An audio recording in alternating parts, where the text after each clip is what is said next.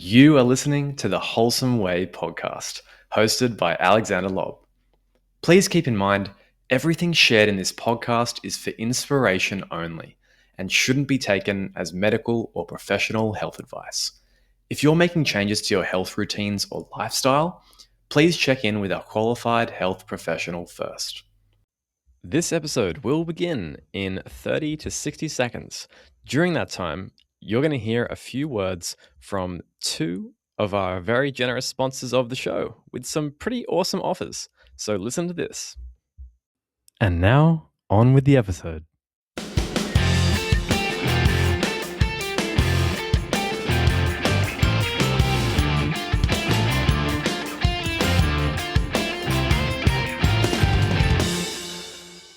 Welcome back, Wholesome Wayfinders, to the Wholesome Way podcast, where we try to find the middle path through life, a path of true balance and purpose. And today, I have a guest, Terry Tucker, who is going to help us through that journey today around mental fortitude and leading an uncommon and extraordinary life. Terry Tucker is an inspirational author, speaker, and 14-year cancer warrior who has transitioned through remarkably diverse careers, from an NCAA Division I basketball coach and player and corporate marketing to serve as well as serving as a SWAT hostage negotiator. His life philosophy is built entirely on the concept of tuning personal suffering into a tool for building mental fortitude, maintaining a positive mindset under pressure, and, as I mentioned, leading an uncommon and extraordinary life. Terry, it's so good to have you on the show. Welcome. Alexander, thanks for having me on. I'm really looking forward to talking with you today. Absolutely. So, Terry, you're an author. You're a 14-year cancer survivor. You've gone through as a SWAT hostage negotiator. We were talking before about how, your experience and how everything you've learned in life has sort of come to this point where you feel like you would love to give back to the world, and share your knowledge and what you've learned through all this hardship and these challenges that you've been through, especially through your two books that you've also authored. Terry, take me back to a point in your life where you sort of found yourself really shifting on an existential and that really deep level where you realize that, hey, misery, challenge, I can use this. I can do something with it. Sure. So I guess I'll go back to 2012. I was a girls' high school basketball coach when we were living in Texas, and I had a callus break open on the bottom of my left foot, right below my third toe. And initially didn't think much of it because as a coach, you're on your feet a lot. But after a few weeks of it not healing, I made an appointment and went to see a podiatrist, a foot doctor friend of mine. And he takes an x-ray and he says, Terry, I think you've got a cyst in there and I can cut it out. And Alexander, he does, cuts it out, shows it to me. It's a little gelatin sac with some white fat in it. No dark spots, no blood, nothing that gave either one of us concern. But fortunately or unfortunately, he sends it off to pathology to have it looked at. And then 2 weeks later, I received a call from him. And as I mentioned, he's a friend of mine. And the more difficulty he's having explaining to me what's going on, the more frightened I am becoming, until finally he just laid it out for me. He said, Terry, I've been a doctor for 25 years, and I have never seen the form of cancer that you have. You have this incredibly rare form of melanoma. And most people think of melanoma as too much exposure to the sun. It affects the melanin, the pigment in our skin. This has nothing to do with sun exposure. It's just a rare form that appears on the bottom of the feet or the palms of the hands. And because it was so uncommon, he recommended I go to MD Anderson Cancer Center in Houston. And I did. And they excised the bottom of my foot, took out all the lymph nodes in my groin. And then they said, more than likely, you'll be dead in 2 years. We have nothing to offer you other than surgery. No drugs, nothing that if somewhere we can cut it out, we'll cut it out. But other than that, we've got nothing. So more than likely, you're going to be dead in 2 years. And Alexander, I had I was given a death sentence, and I had to figure out how to turn that death sentence into a life sentence. And as you mentioned, 14 years later, I am still here. I am still incredibly fortunate to be here. So that's certainly, I think, in recent history, the most recent time that I was, basically my life was turned upside down. I'm going to die. Our daughter was in high school. I mean, it was like, what do you mean I'm going to die? And I'll end with this. I know I went through all the stages that we would associate with grief when I was given that news. First it was denial. I can't possibly have cancer. I've done everything right in my life. And then there was anger. I can't possibly have cancer. I've done everything right in my life. And then there was a bargaining with God. It was, look, our daughter's in high school. Could you let me live long enough to see her graduate? And then I absolutely got down. I got depressed. I felt sorry for myself. But then I just came out the other end. It was like, this sucks, but I'm going to have to embrace the suck. I wish I could take the cards, reshuffle them, and deal them again, but I'm going to have to play this hand that I've been given to the best of my ability. And that's what I've been trying to do for the last 14 years. Amazing. And you've got your book in the background there. I can see that, 4 Truths and 1 Lie. Congratulations on releasing that. That was the most recent one, right? It is, yes. Yeah, fantastic. Congratulations. Thank so you. Going through that, those 4 truths, that you speak about. The second one specifically, embrace the pain and discomfort. So I remember you listening to another podcast that you were on, and you mentioned something about bringing yourself to think about and ruminate on, why is this happening to me? Like, everything happens for a reason.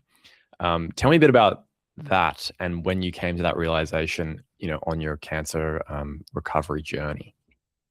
Sure. So, I mean, I never, I have a very strong faith in God, but I never said, hey, God, why me? Why did you give me cancer? As a matter of fact, I kind of went the other direction. It was like, well, why not me? What makes me any more special than anybody else, to get this potentially terminal illness? But it was not of, and like I said, I certainly got to the point where woe is me. This is terrible. I feel sorry for myself. But feeling sorry for yourself is a choice. Just like saying, all right, I'm not going to feel sorry for myself. Yeah, maybe I have 2 years to live. Maybe I have 10 years to live. Maybe I have 30 years to live, whatever it ends up being. How can I use this adversity and turn it into something positive? Certainly for me, but also for the other people that I come in contact with. And I've had the opportunity, the good fortune of meeting so many people that have had cancer, and that many of them have passed. Some of them I'm still in contact with, but just to connect with another human being on a very deep level. And I think social media doesn't allow us to do that. Social media allows us to stay on the surface with people. And there's a psychology professor at the University of Chicago here in the States that does this experiment with his students. And I really love this, and kind of wish I was taking this guy's class. But the idea is, you go out and you get on a bus, and in 3 questions, you go deep with somebody. So you sit down next to somebody on the bus and say, hey, how you doing? I'm fine. How are you? Question 1. And I'm just making this up. Question 2, what do you do for a living? Oh, I'm a doctor. Question 3, have you always wanted to be a doctor? Alexander, it doesn't matter what they tell you. They could say, no, I grew up on a farm and I wanted to be a veterinarian, but X, Y, and Z happened. Or my mother was a doctor, but died of breast cancer when she was 40. So I'm honoring her memory by being a doctor. Whatever they tell you, they're telling you their why, their mission, their purpose in life. And we don't go there with people. We don't go deep with people. 100 years from now, nobody's going to remember I was even here. And that's fine with me. But what I want today are those deep human connections with other human beings. Yeah. And it's interesting. That's been another common theme across the podcast is, many of my guests, like yourself, have mentioned the power of questions and asking the right questions to get beneath that surface level dream world, fake world that we pretend, and people that we pretend we are. I'm, as a job, that it doesn't really paint an accurate picture of who we are and what's happening underneath. So I love that, and I love that anecdote where you're going to church, right? And obviously you're in a wheelchair right now, and people sort of, you were 6'8", previously, but people still look at you when you come in the room because you're just this larger than life person, and I love how you just they people you were mentioning how people feel like they can't say anything because is it because of awkwardness, or they don't know how to connect with you? What did you find there, when after you transition into a wheelchair? Yeah, absolutely. I mean, I am the oldest of three boys. I have no sisters, and we're all, I'm 6'8". I've got a brother 6'7", another brother 6'6", and my dad was 6'5". So, we used to joke that if you sat behind our family in church growing up, not a prayer's chance you were going to see anything that was going on, at the front of the church. But you're right. When I had two legs, I had my leg amputated during the COVID pandemic. I'd walk into a room and everybody would stop and stare. And you just get used to that. And now that I'm in a wheelchair and I don't have a left leg, people do the same thing, but they do it for a different reason. They do it because I think they're uncomfortable. And while when I was, I mean, I'm still 6'8" when I stand up, I still have one good leg, but I never felt the need back then to justify the fact that, yeah, I'm 6'8" and you're staring at me.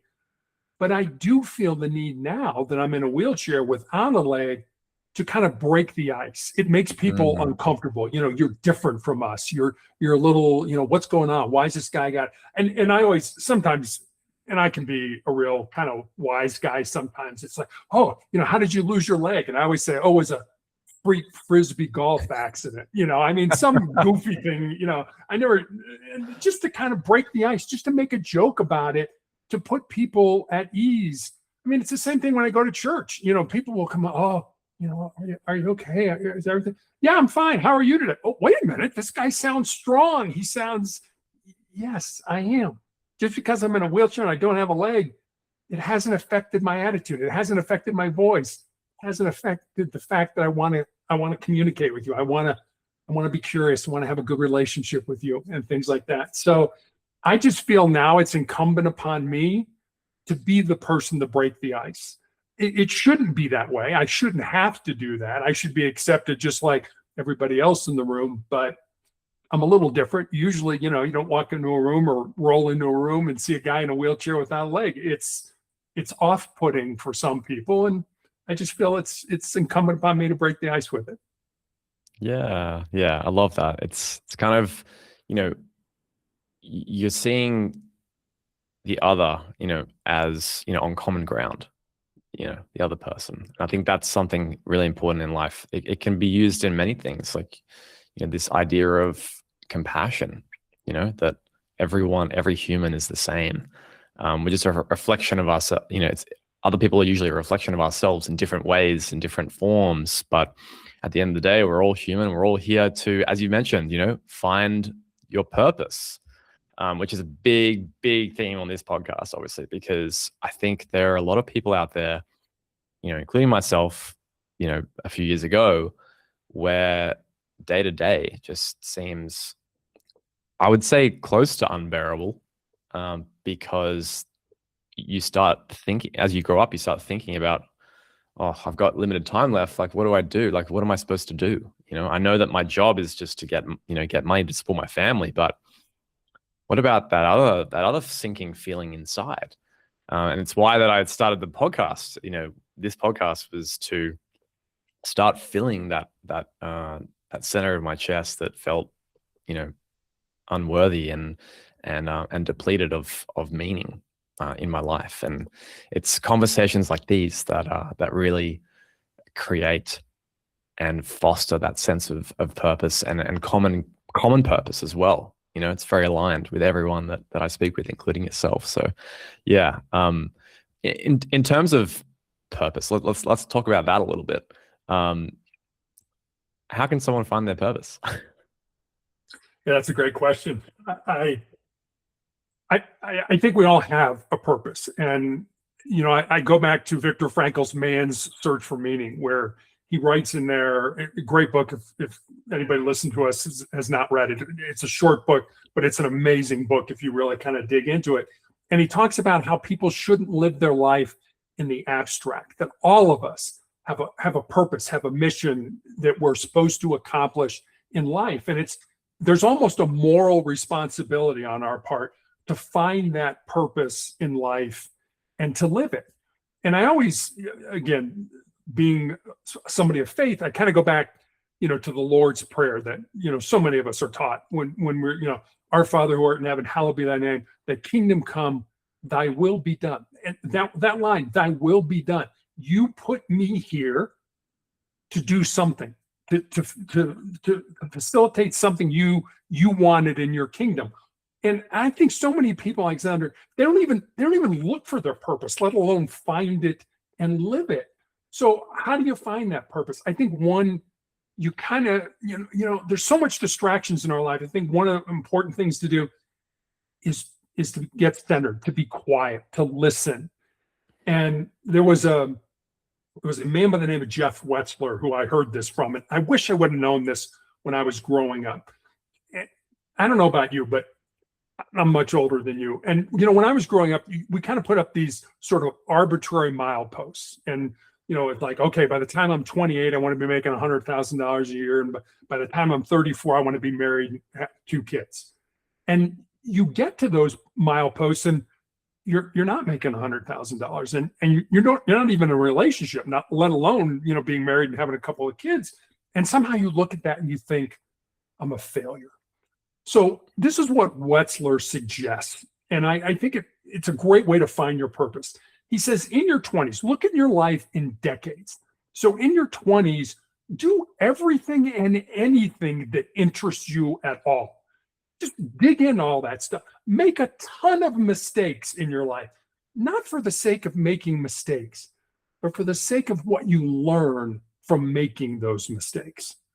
And then he says, in your 30s, find those 3 or 4 things that you really enjoy and kind of dig into them. And then in your 40s, when you're older, your prefrontal cortex has finally gotten its act together. You understand how life works. You're usually more secure in your life. Find that one thing and dig into it. And then in your 50s and 60s and beyond, you will reap the rewards. You will reap the benefits of living your life that way. And I wish I would have done that. I wish I would have just in my 20s just done everything. It's like, yeah, that seems cool. I'm going to try that. Oh, I liked it. I didn't like it. Okay, we're going to keep doing it. No, we're not going to do it. We're going to move on to something else. We put these things out there and they're just self-generated. I want to be making this or I want to do that. And when we don't do them, we somehow look at ourselves as failures. And that's not the case. We all have, I always say it as purpose is. I feel my life, when I was younger, I felt I was supposed to be an athlete. And then when I got into law enforcement, I felt that was my purpose. And now as I'm, in all honesty, probably getting towards the end of my life, I think my purpose has shifted again to put as much goodness, positivity, fortitude, whatever, back into the world with whatever time I have left. So I think your purposes can change, but I also think, how do you find your purpose? What are you good at? What do you enjoy? Try to find a way to take the things that you love and enjoy and get somebody to pay you for them. That's a good way, I think, to start. And then, maybe it's like you say, your job is, this is what I do to pay the bills and put food on the table. But my purpose, it's over here. It's to paint or to be an activist or to write books or to write plays or write music or whatever you end up doing.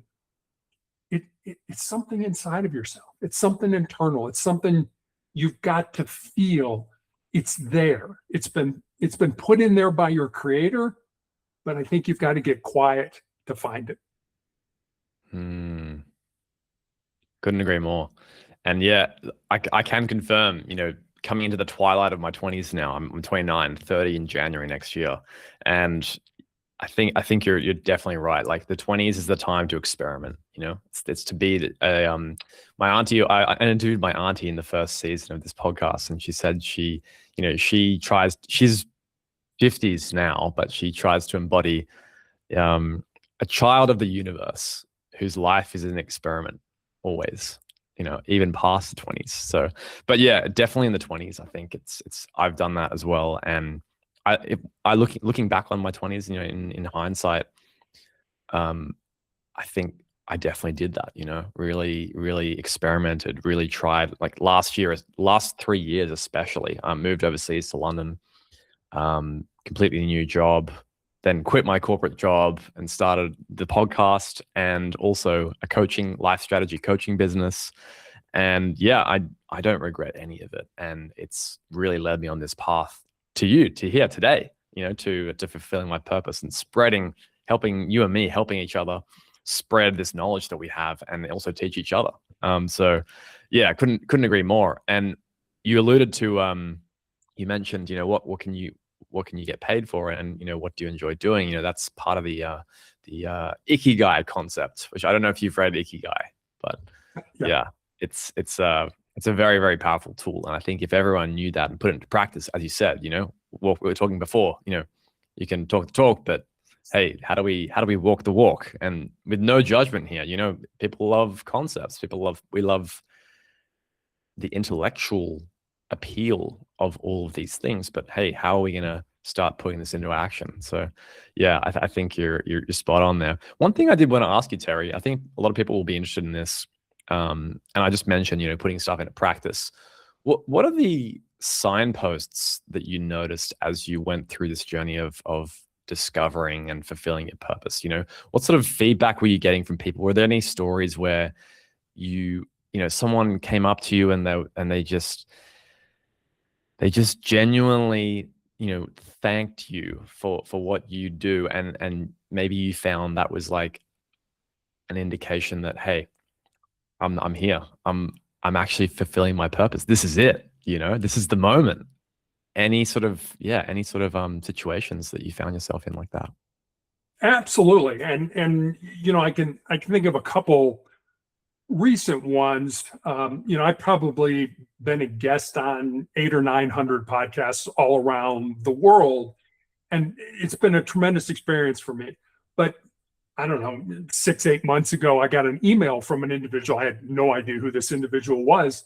And he said, I just listened to your podcast and I really needed to hear your message right now. I said, great. I said, what was the name of the podcast? And he told me.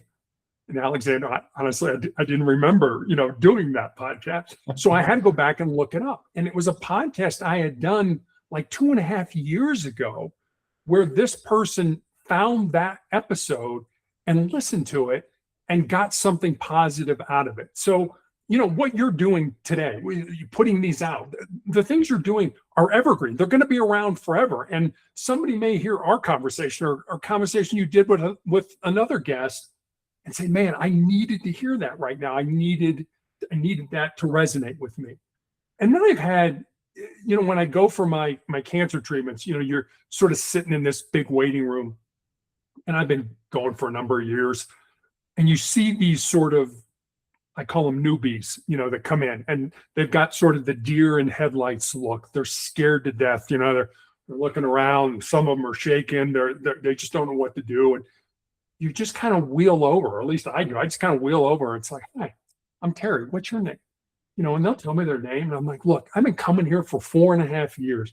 These are the greatest nurses in the world. They're going to take care of you. They're going to make sure you're okay. Any problems that arise, they're going to deal with it. So don't be afraid. Don't be scared. You're going to be great. And you kind of see the facade fall away. It's like, oh, okay, here's another person who's been through what I'm going to go through. All right, I'm feeling better about that. But I think what's important is, again, going back to connection. We're connecting with another human being on a level that people, especially with disease, and for me, it's cancer. It can be, I think, whatever disease you have, you tend to be isolated. I think isolated initially from your friends, from your family, and if the disease goes on long enough, even from yourself, from who you really are. So connecting with another person, you get rid of that isolation. It's like, you're not alone. I'm here with you. All these people that you're in this room with, where you feel like you're just the only person here. No, we're all going through the same thing. And we're going to get through it together. with the help of these great nurses and technicians and things like that. So it's just getting, again, it's the connection, and it's having somebody say, oh, wait a minute, this person sees me as Terry or Bob or Alexander or Sally or Tim or whoever, not as I'm a cancer patient or I'm a diabetes patient or I'm a surgical patient, whatever it ends up being. So seeing each other as human beings. Yeah.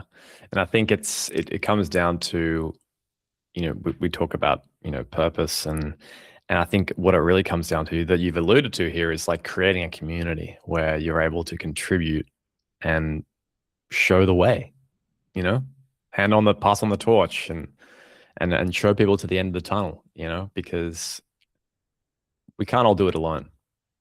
That's for sure. No, I don't care how strong you are, how tough you are, whatever you are. We need that community. And can I tell one more story? Go for it. So I went to college at a military school. The Citadel is a military college. And I believe it was my sophomore year, we had a president of the school who was a rear admiral in the Navy here in the United States. But during the Vietnam War, he was a naval aviator, got shot down, spent 8 years in captivity in the infamous Hanoi Hilton prisoner of war camp. And he did a lot of things, ended up winning the Medal of Honor, which is our highest military award here in the United States. But I remember being at an event with him. I mean, he was obviously the president of the college. I was a cadet, didn't spend a lot of time around him. But somebody asked him, who were the people that survived that brutality, that torture, that ugliness? And he said, let me tell you who didn't survive. He said, it wasn't the big, tall, strong, tough guys who thought that they could handle any kind of abuse or torture. And the second thing he said, and this really kind of surprised me, he said, the other group that didn't survive were the optimists. He said, these were the guys who thought that they would be released or let go by Easter or Thanksgiving or Christmas. And when these holidays would come and go and they weren't released, he said, these guys died of a broken heart. He said, the people who survived that torture, that brutality, that ugliness, were the people that understood what they could control, which according to him was basically the thoughts in their minds and the breathing in their lungs. Everything was outside their control. Everything outside that was something they couldn't control, and controlled it. And Alexander, I think that's where we all kind of get in trouble. There's all this stuff going on. There's all this noise going on, and we think we've got to control every single thing that's going on. And it drives us nuts, and we get depressed, and we get anxious, and we get concerned, and we get worried, and we get health issues and stuff like that. And I'll offer this to your audience, because I do this from time to time myself. When you get into that situation, there's something bugging you. Take a piece of paper and write down everything that's bothering you. Get everything in your head down on a piece of paper. And then when you've got the list, everything that's out of your head and on paper, go through and cross out everything that you can't control. And whatever is left on that paper are things that you can work on. The rest of it, don't even worry about it. Don't think about it anymore. Just control the things that you're able to control. And no, I totally agree. And is that part of step one of your four truths, your four truths concept?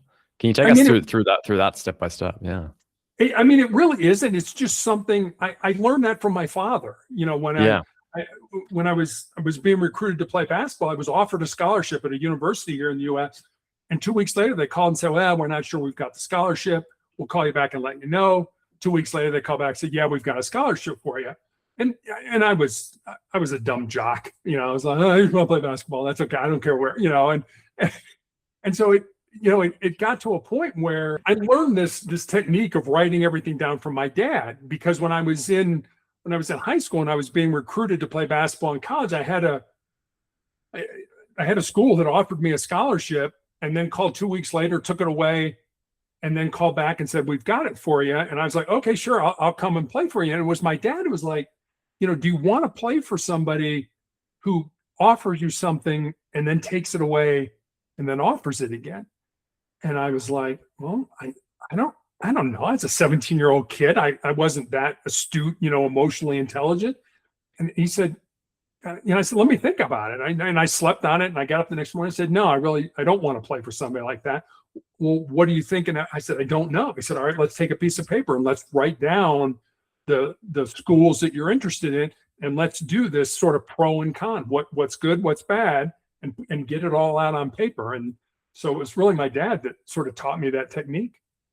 Yeah, no, I think writing has been very transformational for me, and writing regularly because, yeah, with technology and our phones and our laptops, we're definitely writing less. And that, I believe, is, yeah, it's something that we're really missing out on, I think.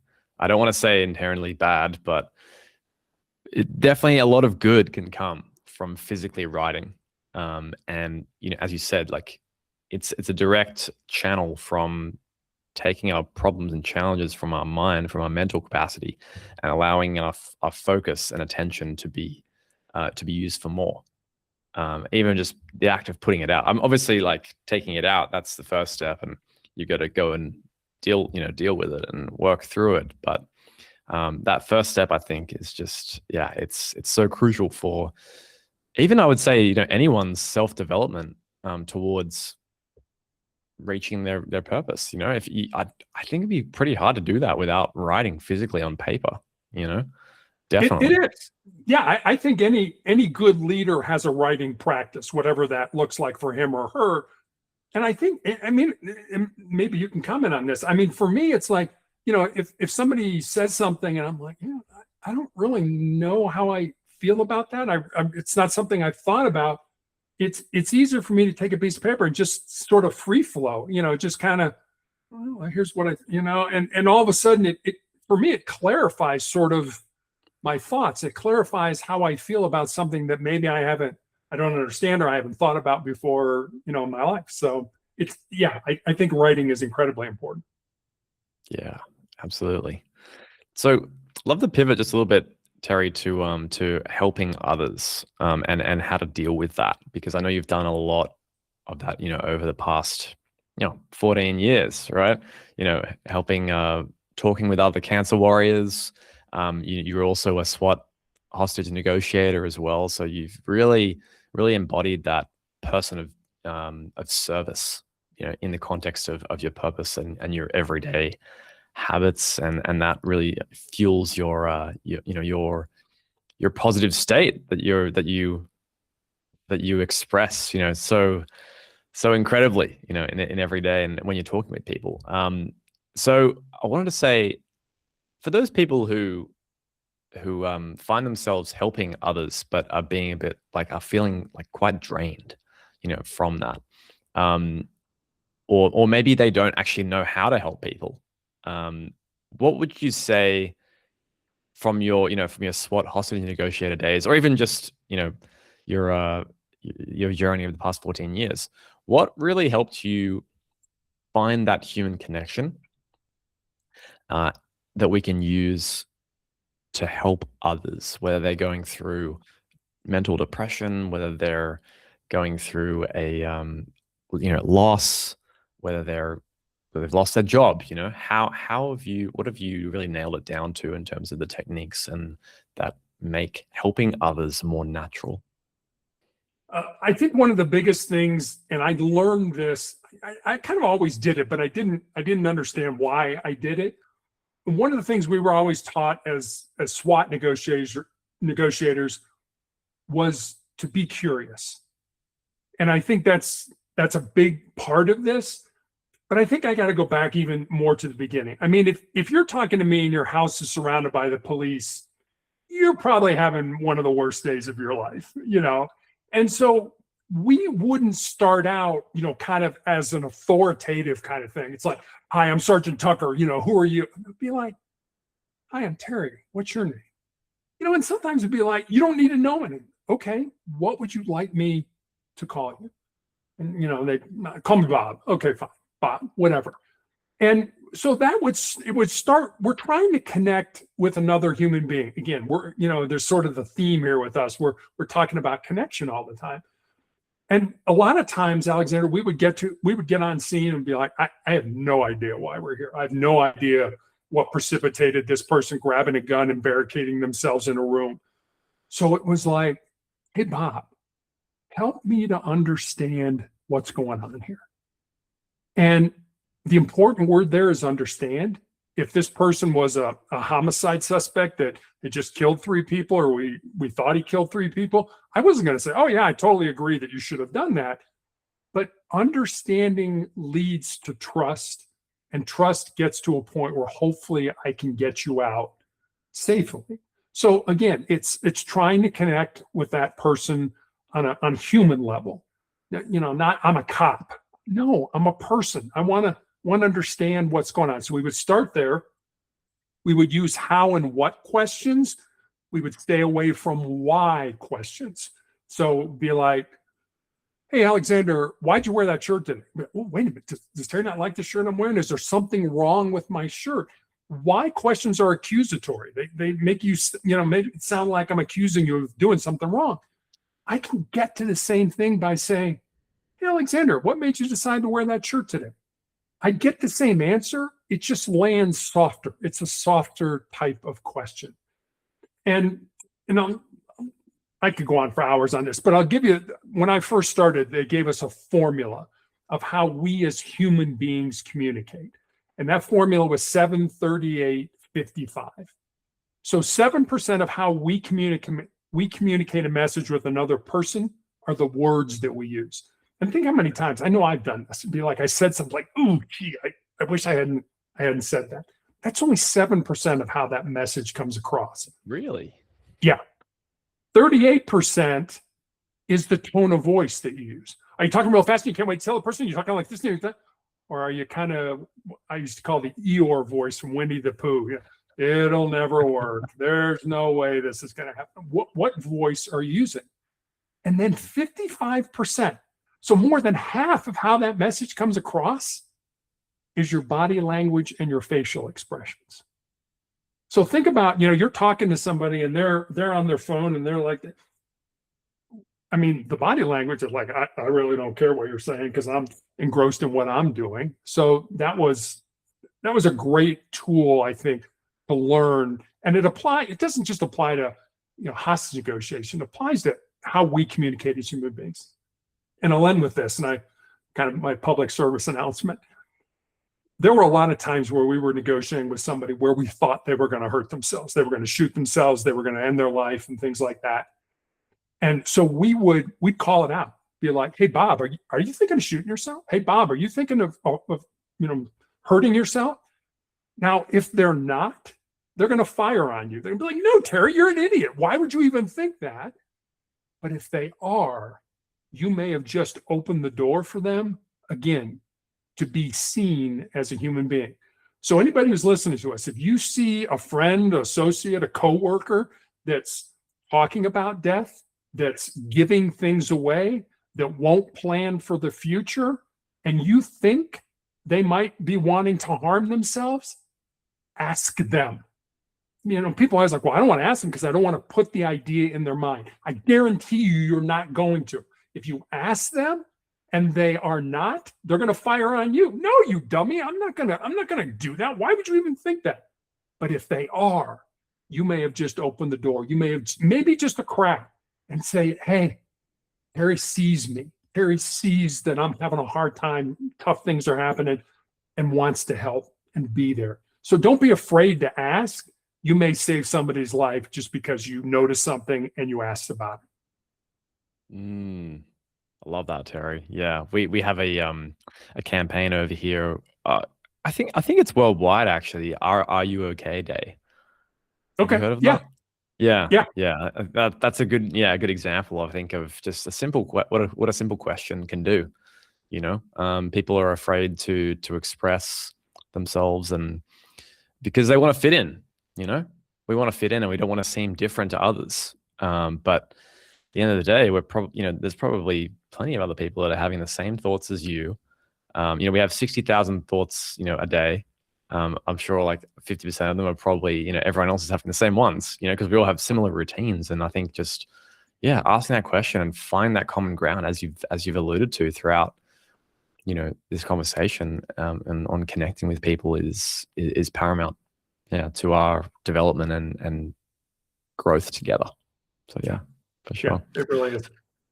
Terry, what would you say to someone that's in a really dark place right now and they've asked for help, don't seem to get much of it. Their friends have kind of not rejected them, but have seen that they're going through and don't know how to help. What would you say to that person? I'd say try to reach out. It's kind of like, I'm in a situation, I can't do this. I can't go on. Your brain is telling you, you can't, I can't. Just kind of an aside. When I was coaching high school basketball, I would never make my players run for punishment, except if they said that word. I can't do this. I can't do this. So you're like, I can't. What if you just looked at it as, what if I could? What if I could do this? What if I could get through this? No matter how bad it sucks, no matter how terrible you're feeling, what if I could? And I know that's a hard paradigm shift to make when you're laying in bed, you've got the covers over your head. It's, you think everything is hopeless. I promise you it's not hopeless. Reach out to somebody else. And you may have to reach out to several people. It's like, hey, I'm going to the ball game. Sorry, I can't talk to you right now. No, you don't realize I need you. You've got to be vulnerable, I think, in life. And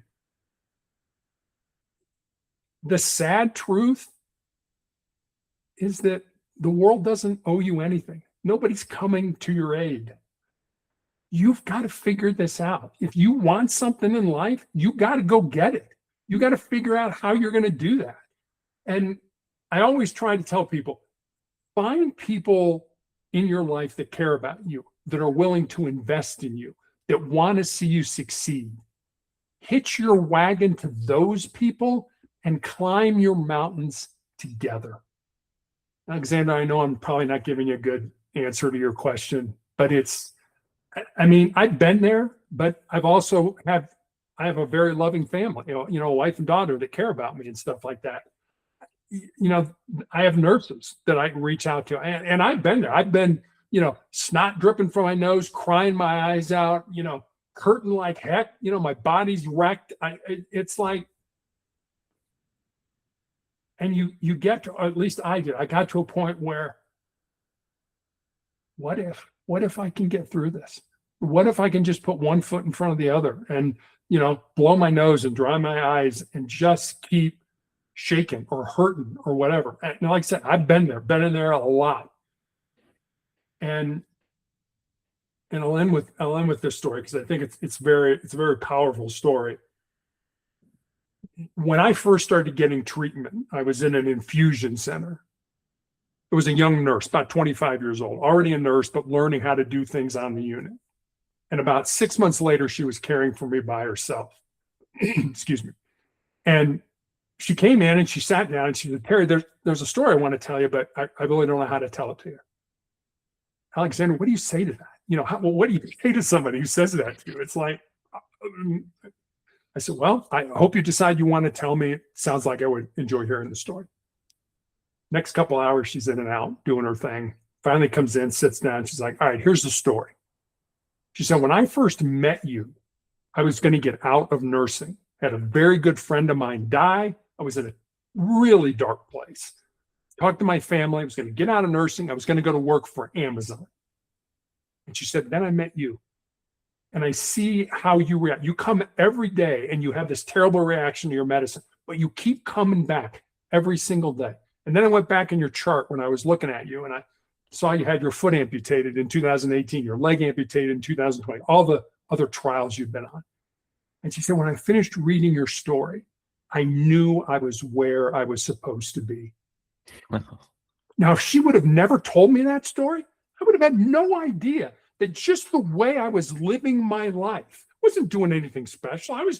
I got treatment. I got to go to treatment. Just the way I was living my life had such a powerful impact on that woman. So anybody who's listening to us, you're in that dark place, you're in that ugly place, you're in that place you don't think you're ever going to get out of. I can promise you there are people watching how you handle your adversity in life and would give almost everything they have just to walk 5 minutes in your shoes. Don't think your story doesn't matter. Don't think those dark places can't help other people. They absolutely can. It's a long-winded answer to your question. I don't even know if it answered your question, but Oh, Terry, that's beautiful. I was getting goosebumps the whole time when you were telling me that, like every single word. So yeah, thank you so much for sharing that. And I think you really embodied being vulnerable, which is what you've mentioned, over the conversation is yeah, being vulnerable and not being afraid to ask, yeah, and you receive. Yeah, love that, I need Terry. help. Yeah. Oh, Terry, it's been an absolute pleasure having you on today and really, really enjoyed our conversation. I actually do have some bonus wrap-up questions that I do like to ask my guests if you've still got some time. Oh, absolutely. Sure. I'd love it. Fantastic. Cool. Speaking of being human and being vulnerable, my first question is always centered around that. So what is your number one guilty pleasure? Oh boy, that's hot fudge sundae. Love it. Hot fuzz. We've all got to have it, right? That's why I We asked do. it. I'm telling you, yeah. Love it. Number two, what is the book that changed your life if you put it on one book? I mean, absolutely, the Bible would be that book. I mean, the Bible's a collection of books. It's not one book, but we call it one book and stuff like that. But there are so many cool things in the Bible that have been written over hundreds and hundreds and hundreds of years that parallel each other. That there's great battles. There's there's vulnerability. There's love. There's everything you wanted in that. And without a doubt, that would be the one book that's changed my life. Incredible. Love it. We've talked about a lot of, wisdom and less life, lessons that you've learned, but what's the number one life lesson that you've learned to date that's been the most transformative for you? So there's a book written by Ernest Hemingway called Farewell to Arms. It's a semi-autobiographical account of his time as an ambulance driver for the Italian army during World War I. And there's a line in that book that I absolutely love. I think about it every day, and it's probably certainly changed my life. And the line is this: life breaks everyone, and afterward, many are stronger at the broken places. So just like if you were to break your arm, doctor sets it, puts it in a cast. When that arm heals, the part of your arm where it was broken will be stronger than the rest of your arm. It's a metaphor for life.